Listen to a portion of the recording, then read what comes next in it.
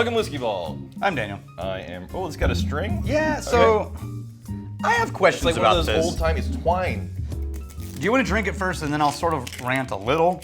Oh, God, that's Frying hard. This is a pan gift shows from Bourbon. Magnificent Bastard Dave Strong. Dave Strong, you magnificent bastard.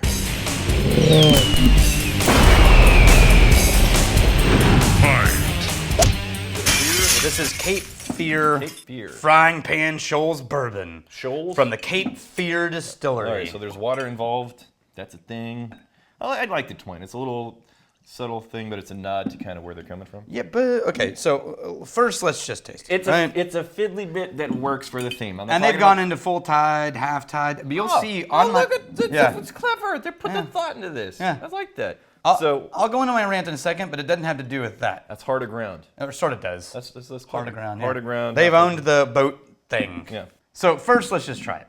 You fill ye sails with spirit. All right. What is going on? Ew, it's What is this? it's got that low tail cut mulchy note. It's very mulchy, not green. Not Mulchy, green. like almost mushroomy. That feels to me like Earthy, mushroomy, mulchy. the barrels that we know. That I can't keep naming because at some point we're going to get some sort of defamation lawsuit or something. I can't remember what the barrel source is. We have them. They're back there with the brand on the side of them. And they did this to our aged gin. Oh man. It worked for the gin, but because it added this like meaty. But it doesn't work for the But it whiskey. doesn't work for the whiskey. Oh, okay. Yeah, I'm really just getting that. Is there a sweet element? Maybe a slight caramel mixed in? Yeah, with think the of it mulchy like earthy that mushroom? sort of like teriyaki to the meat. So, Protein. Yeah, kind the of sweetened Asian. kind of a savory. Proteiny, character savory. to it, yeah, so I'm not in love with the nose. Then a little grain forward. It's different. It's not traditional, classic, overly familiar, Yeah. but it's different in a way that I'm not super excited to be tasting it. Maybe I get surprised on the taste. It's happened plenty of times before. The nose presents very differently than the taste. I'm going to go in. I need to go buy new jeans today. Get your iPhone Yeah. outline. I think it's time. Yeah. There you go. I just noticed it in the camera. Oh, really? That's how blatant it is. Like if I'm going to Europe Right. and it's like, hey, pickpockets, where does he keep his phone? Oh, shit. Right, so I'm seeing it in the camera. You can't see the bottom of it. No, all right, hold on. It would be very funny. Very funny. You won't think it's funny, but people with humor. If that was, if like the bottom part wasn't a line, it was like kind of a half moon, and it looked like the outline of your hog. All the way down. I'd be like the guy in what's the Spinal Tap who goes wears a foil for some reason, foil wrapped cucumber. And he wouldn't have been caught if he hadn't wrapped it in foil. That didn't make any sense, but he did. He goes through the metal detectors, Right. and he's like, "What?" Okay, have you tasted? No, I'm still smelling that like green grain, grain forward, corn, and then that sort of mulchy note. I went back for a nose after I took a sip. It punched me so hard. It's way more honey granola than I thought it was going to be on the taste. Yeah, it's definitely sweeter on the taste. But this is 47%, by the way. Yeah, Go back to the nose. Is it? it gets even more mulchy. Yeah. What is that? So the thing that we weren't in love with in the nose, after you take a sip, the sip's better. You find some sweet elements. Yeah. But you go back to the nose and it doubles down on the thing you didn't like in the nose. Don't smell it, just drink it. It does taste much better than it sounds. Yeah. The taste I'm still not in love with. Very sweet. I actually don't mind the finish. It eventually gets there after several moments away from the glass. It's kind of like weirdly, a cherry vanilla. Okay, so here's I like the finish. not being a local. Everything up to that, not so much. This may be a non-issue. Okay. But here's the question for you. Would you be bothered if you found out? So Cape Fear is actually an area off the coast of a little island in North Carolina. And it's named based on these shoals, these sandbars that have caused a lot of shipwrecks. And it was named by one guy, Cape Fear, because all of his men were afraid they were going to die, and you know. And so they've leaned into that, right? Yeah. Frying pan shoals, into the frying pan, out of the fire. Cape Fear, the ships, and all that. Yeah. Would you be annoyed if you found out that their distillery is in Elizabethtown, North Carolina, about an hour away from the coast?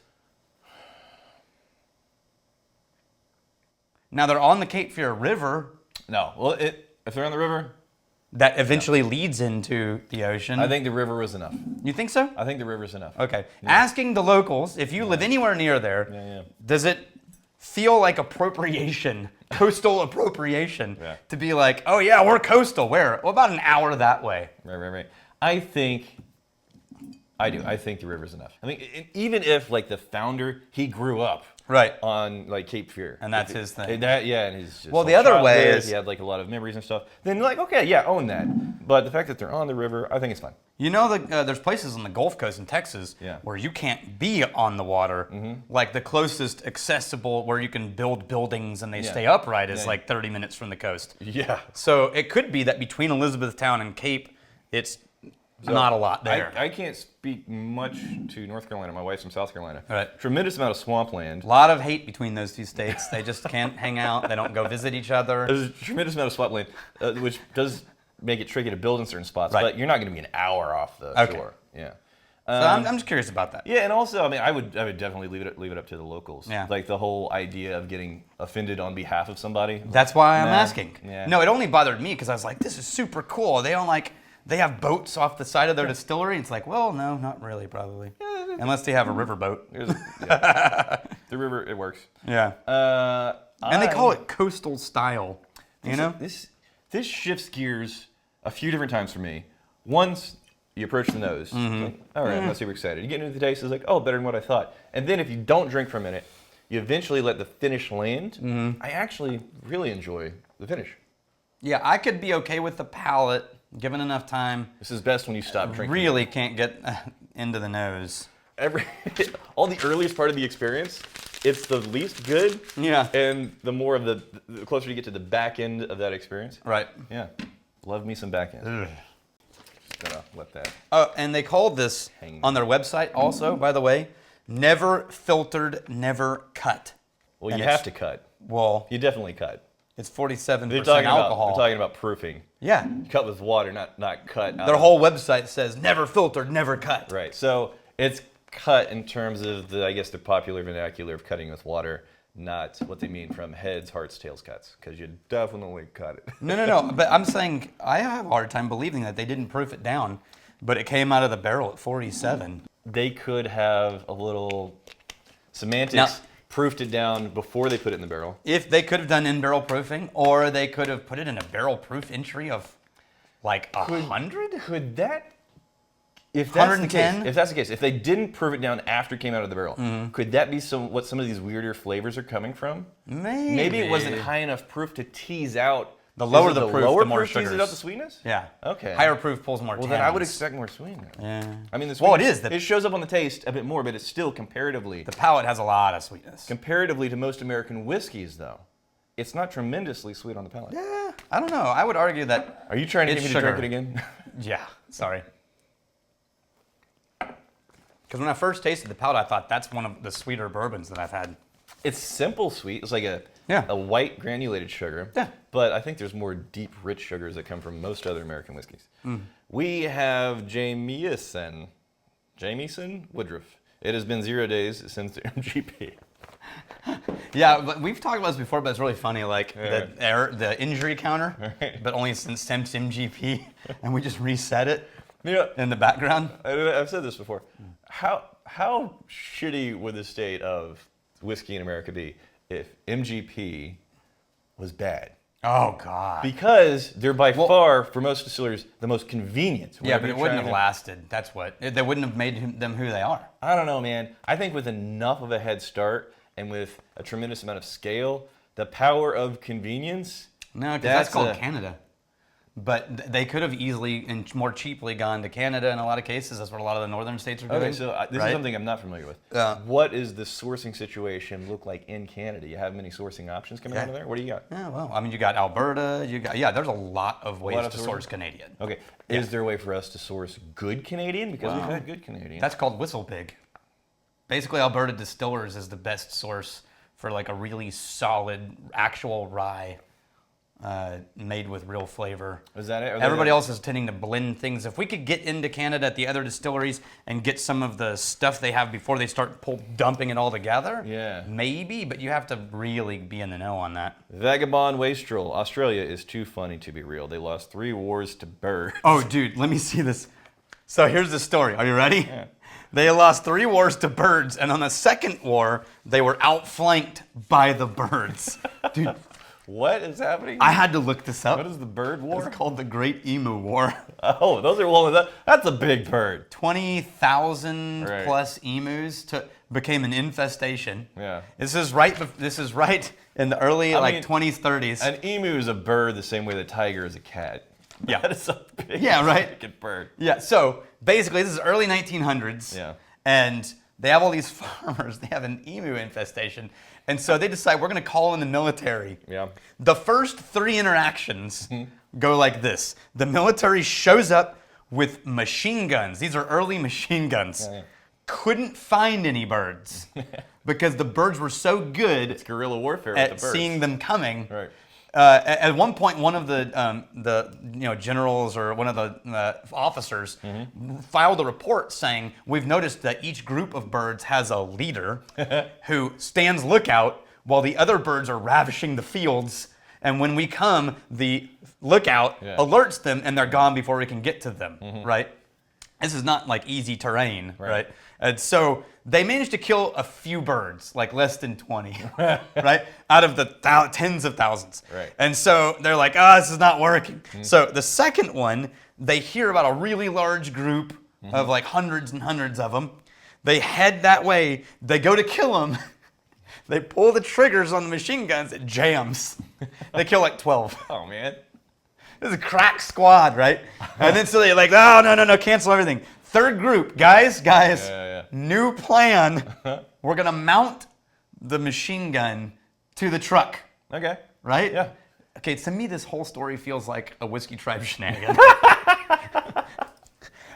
and like a Whiskey Tribe shenanigan, it goes about like you would expect. Very well. It turns out... If the goal is nonsense. It turns out that they can't kill anything. There's 2 things happen. Yeah. One... the truck isn't fast enough to keep up with the emu. Oh my God! Because they're off-road. Yeah. And 2, it's so off-road that they can't aim, and they end up not killing anything because the guy on the machine gun is like, "Whoa!" I feel like that would be a very different story today. Well, they also found out that of all the birds they killed, it took 10 to 20 shots to kill an emu. So they had all these birds where they fired all of them. They know they hit these massive crowds in the emu, but they only killed 30. Yeah. And the other emu are like, you, just dick move, man, dick move. Yeah. It took them. You know what fixed it? They created a bounty system. They withdrew the military and said, "Look, if you can kill an emu, we'll pay you." That's pretty funny. And that did it. So we have a similar situation in Texas with the feral hogs. Yeah. Yeah, and it's a problem. But you get guys going up in helicopters, infrared, and they're taking them out. I mean, there's always more feral hogs that are just destroying everything. But I've seen some of the videos. You see just a little white speck off in the distance, and it's so smooth, and the rifles are so powerful. Yeah.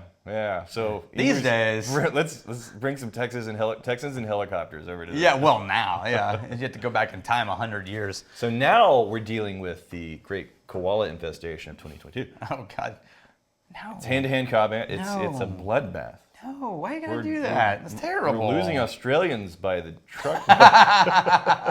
It's so mean. Hey, a koala took a swipe at my wife. What? Yeah, my then fiance. Oh, you were in Australia. Yeah, then fiance. That's right. I forgot you visited Australia. So, they have the animals up, and it's still a whiskey channel. This batch is particularly antidote heavy. So we go to the zoo. I think it's on Cook Island or something. Yeah, it's off the coast, and they have the animals out, the ones that are safe. Right. And it's on this limb. There's a koala right here, and my wife is like, "Oh, I've always wanted to pet that." Yeah, and one of the zookeepers, animal keepers is like, "All right, well, just be careful." So she gets getting close to us, like, "You sure you want to do that?" It's like, "It's a koala. What's it gonna do?" She leans in. The koala just goes, Just keeps munching on his food. Get out of here. Yeah. How did Australia come up? Anyway, Well, because the comment. All right. Yeah. Because we were drinking an Australian whiskey, and the guy was like, "What the hell is good coming from Australia? They've lost a bunch of bird wars." Are we making fun of? Have we shifted from Canada to Australia? We don't have enough friends in Australia to make fun of Australians that aggressively. We do have Jeremy. We have one of our admins. Craig Arthur. Yeah, we got a couple. Yeah, Angela. Is that enough? I think 3's enough. 3's enough to start making fun of a whole country. 2, we would be horrible people. 3, we're just giving our friends a hard time. All right, that's fair. Here's to fighting, stealing, and drinking. If you fight me, fight for a friend. Steal, may you steal your liver. And if you drink, may you drink with us.